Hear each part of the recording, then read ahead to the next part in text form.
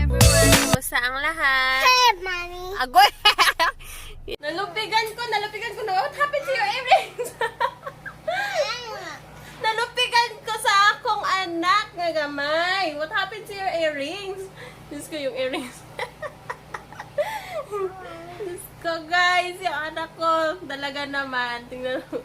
Gusto pa niya kunin yung tatlo daw kasi tatlo lipstick ko.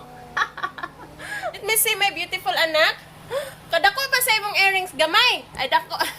Anak. Ang earrings. Ang aking maliit, guys. Yung earring,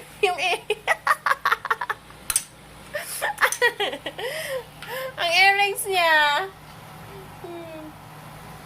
O, diba? O, lipstick pa siya. Let me see, babe. Let me see.